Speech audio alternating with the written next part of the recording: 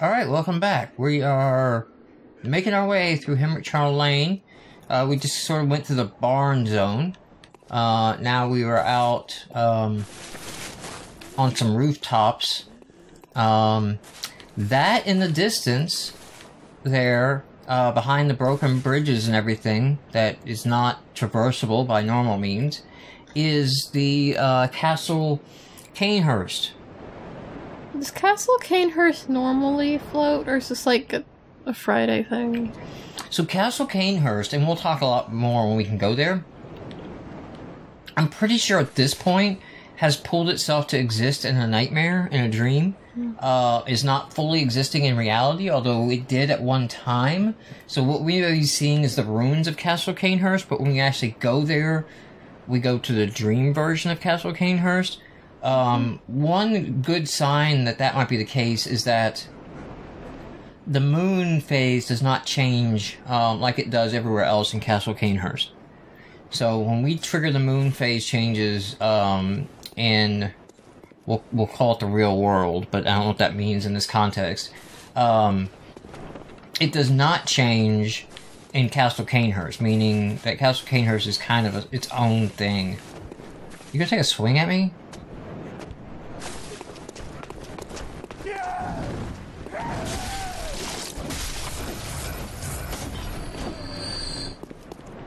Okay.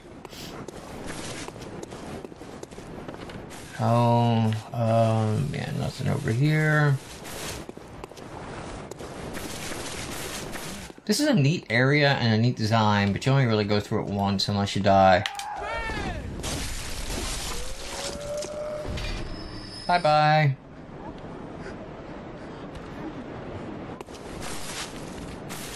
And it is easy to die in this little stretch here. There's a lot of things that just keep coming at you. What do we got over here? Cold Blood do. Yeah, okay, he's getting close enough now. I don't want to charge down because I trigger more things to come.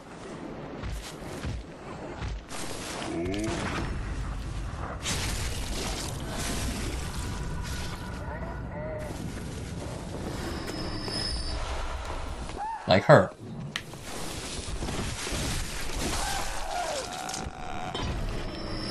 Alright, there's a dog next, I think, if I remember right.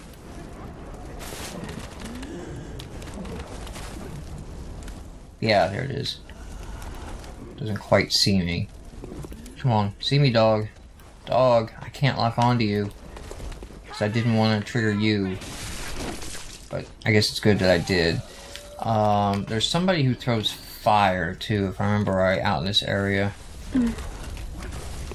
Or maybe that was the fire-throwing person that just decided to, Nope, there's the fire person. Let me get back away from them. Alright. Dog is down. Canes. Ow, ow, ow. Alright, cool. Don't want to fall down there just yet. More twins. It's a good area, then. Probably should have done this a little bit earlier. A little bit more upgrade items. I guess we are doing it kind of early in the gameplay, though. There's a hidden worst sneak attack person in the world. Okay. Not missing anything up here. Like I said, we're not going to be ever coming back. So this is a kind of a dark room.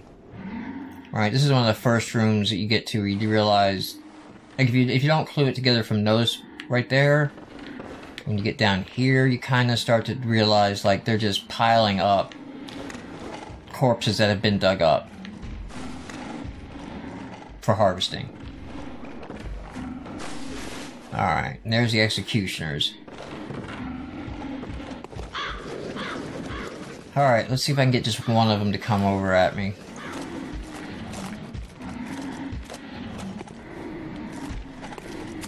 Or you know what? Let me see if I can slip over this way. And open the shortcut. That way I don't have to worry about that again.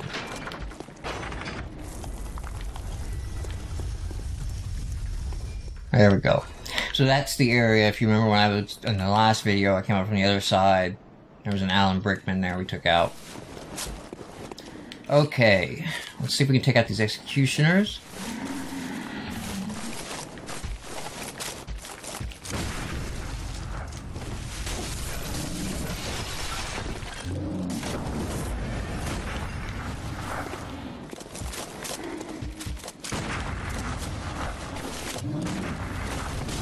Ooh, I got caught by that. That was bad.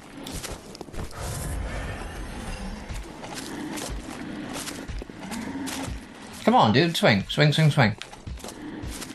I can't taunt you any harder. Alright, you're down. Yeah, these executioners are no joke. Like, you've seen me ripping through everything else, right? Because I'm, you know, that max min player and really pumped on my stats. Is this anything interesting to talk about? No, just the cold blood. But the executioners are still not to be trifled with. Alright, let's get the other one over here. There's a lot of dogs down that path, by the way. So I do not want to fight him in that direction.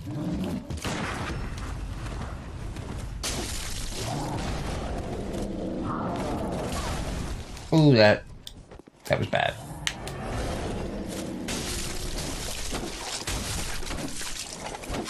Alright, cool.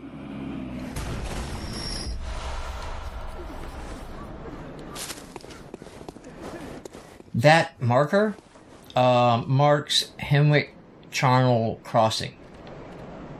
So this is sort of the crossing of two roads right here.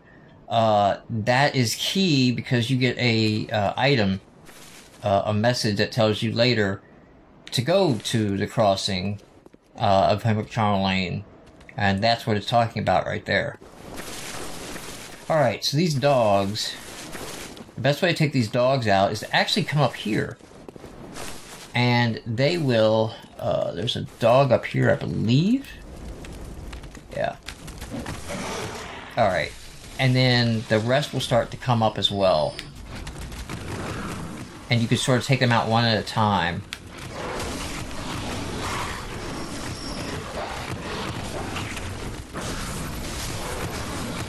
Instead of getting overwhelmed by them. And it's like, if this seems stressful, like, this is not the overwhelmed, imagine having to take all those guys on at the same time.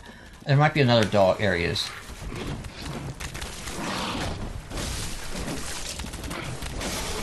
There we go. Go ahead and get some more. Oh, and they dropped twins as well. Alright. I think that's all the dogs. There's an item I have to look back to, but down there is a fire person with a dog that I did not see, and now I'm getting hit by the fire.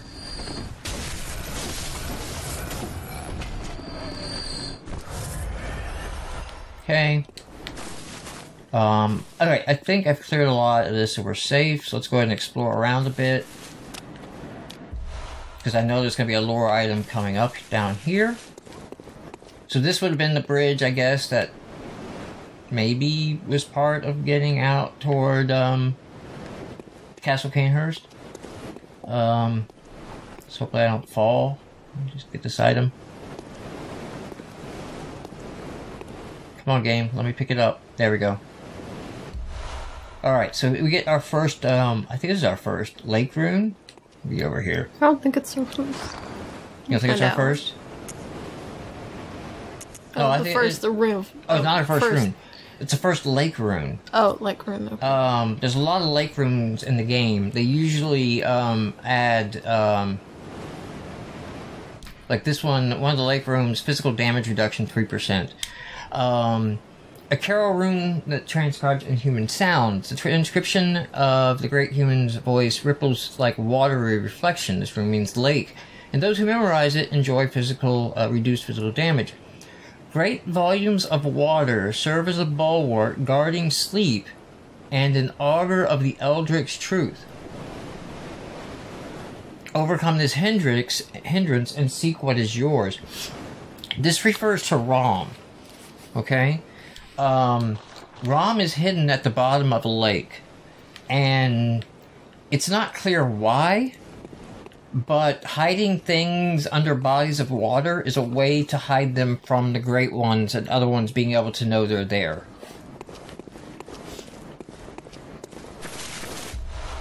Some bone marrow ash. I got a lot of echoes, but I'm going to press forward. There's a boss fight coming up.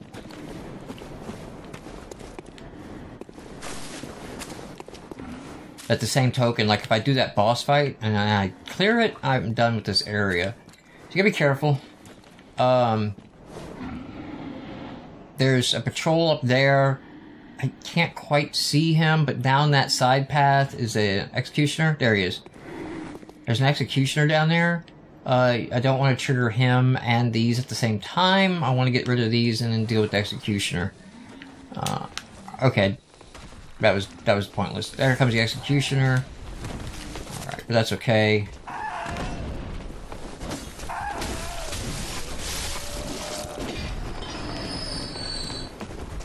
Sometimes you do awesome things and don't even realize it. Like taking them both out, I thought for sure that one was going to get me in the back. I did not know that I was going to hit both of them and take them out. Okay, now the executioner, yeah, so he triggered, but he just went into a patrol mode. He's guarding a chest that was down there, too. Let's take him out.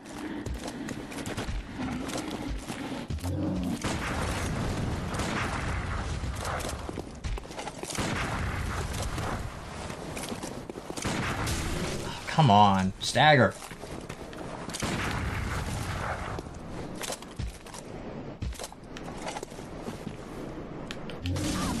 Ah. Alright. Oh, dude, chill out. That was not in range. What is with your range right now? Come on. Don't tell me. That is an insane leap range that he could do 3 times in a row. That's much crap. Never seen him do that before. This is new. I think there might have been a jump once or twice, but we've never had him, like, jump 3 times in a row like that. And not that far either. Well then. I'm just gonna sprint to get my stuff back. I had a lot of echoes.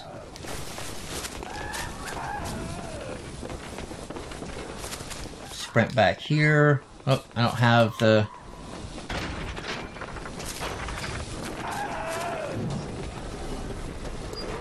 If you want to just fall down... That is fine with me. How are we doing on time on the episode? Oh, it's only about halfway through the episode. It's okay.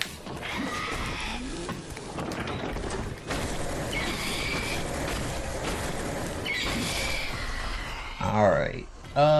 You know, well, I'm gonna say maybe I didn't need to go this route, but I'm going this route.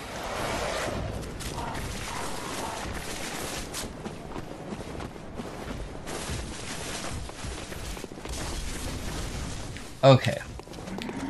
Does anything follow through? I'm gonna whiff, whiff, and whiff. Okay, is anybody walking with my echoes? See them. Kinda wanna find my echoes. Is that them up there? I don't see anybody's eyes glowing. I don't see any glowing eyes as well. I died over here.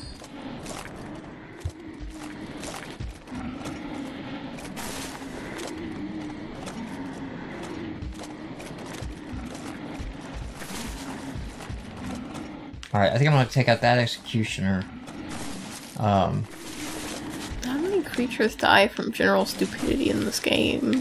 'Cause... Just like random deaths that they tried to follow me and then it didn't go well. Alright, I want to take out that executioner, but that other guy is really close right now. Actually, he's going that way. Alright, can you see me now? Can you argle on me? Or aggro, as you say. Oh. No, don't you both come this way. What's Argo supposed to be short for? Aggressive?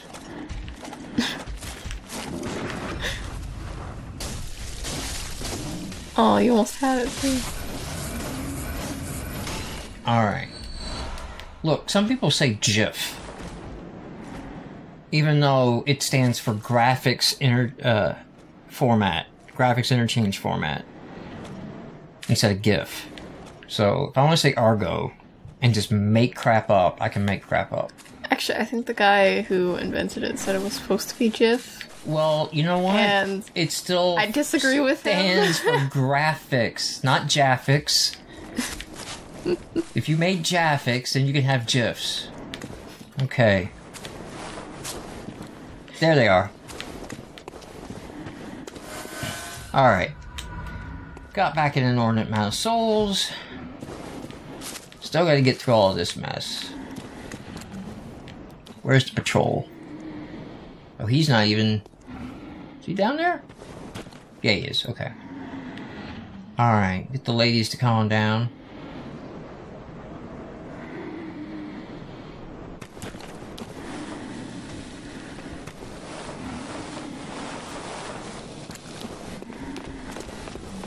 I stood there for a second like, what is that?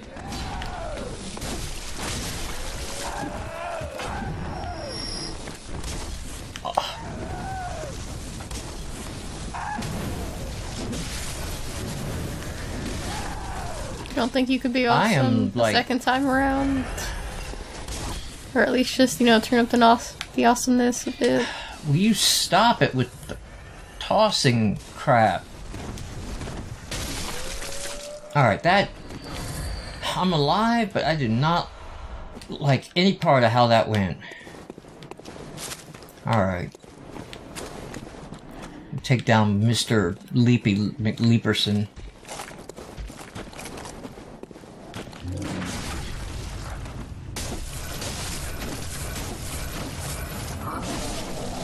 Don't you try any crap. Alright. I'm gonna try to take on the boss. I'm gonna go ahead and do that, because I know he drops blood balls. Down here, we got a chest.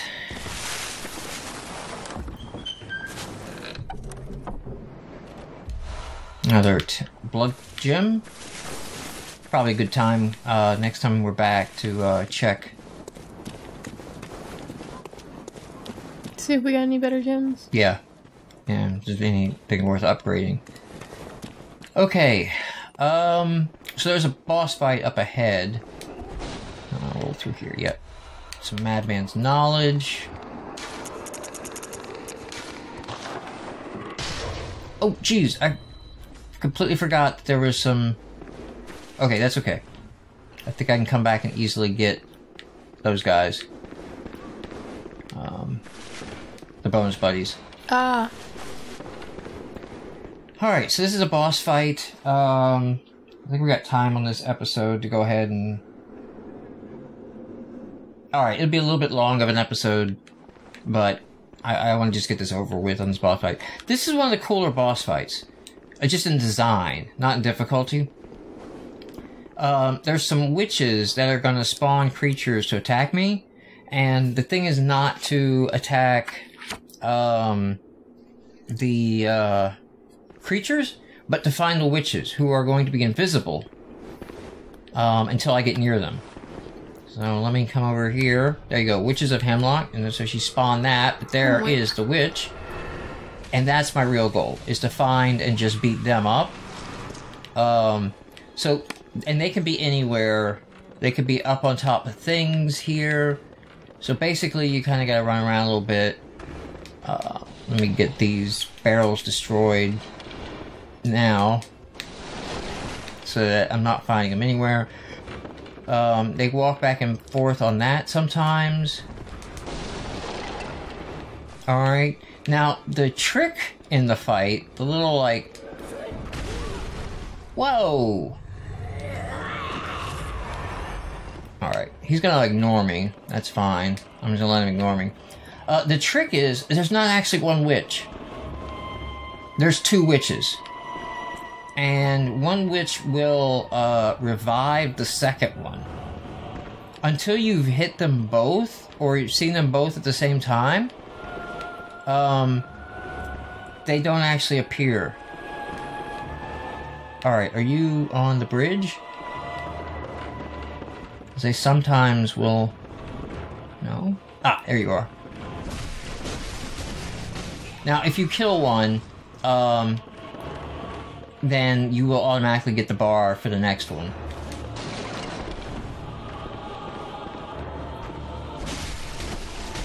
Notice I'm not dropping the life bar. That was the second witch.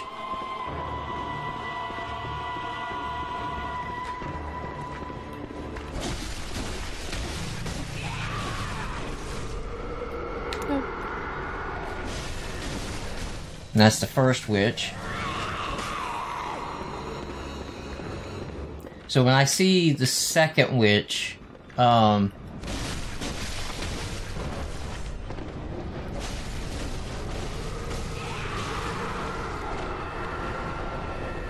alright, it's weird that the second, okay. Whoa, dude, I can't see for a second. Give me a moment. Alright, cool. And this fight's done. It can go a while. You gotta watch out. These guys can actually kill you, before they disappear at the end of the fight. The fight can go a while if the witches start resurrecting each other, and it could really, I think they're just called the Witch of Hemlock, right? Witch of Hemwick. Yeah. So, Bloodshot Eyeball, we got 4 of them. Chalice Ritual material. One of the real reasons I wanted to do this area, and we'll end the video on this here, is behind them, once you've defeated them, it doesn't open up a new zone. There's a room back here. And on this poor bastard, it looks like a hunter. I think it's supposed to be a hunter, right? That is a hunter dressed everything. Yeah, it looks like a just hunter. Chained up, tied up, that the witches were probably doing horrible things to, because of Hunter's blood, maybe. But on him is the Rune Workshop tool. So now that we have the Rune Workshop tool, Runesmith Carol, student of Bergenworth, transcribed the inhuman utterings of the Great Ones into what are now called Carol runes. The hunter who retrieves this at the workshop tomb can etch Carol runes into the mind to attain their wondrous strength. Provost Wilhelm would have been proud of Carol's runes, as they do not rely upon blood in any measure. And again, I think I've commented on that line. I think we've seen that line before. That implies that Wilhelm did not know that Carol was making the runes, that his mind was already kind of gone. Because it says would have been proud instead of was proud. Effectively, this is going to allow us to use the runes we've been collecting in that. So I don't think this is Carol, is what I'm saying. I don't think that is Carol. I think that's just supposed to be a hunter who had the tool on him and got caught by the witches and tortured to death. I don't think there's enough lore that I've seen, or case and arguments that I've seen, that make the good argument that that is in fact Carol. Well, it could be. It could be. It's one of those areas where there's just not enough data either way. So now that I have that Carol rune, that opens up being able to come back to this table and memorize a Carol rune to acquire its Eldritch Strength. And now I can equip 3 of these runes. So that's where we're going to leave off this episode. And we will be back. And I guess procrastination is over. There's no further areas I can go to. I guess I have to go on toward frickin' snakes.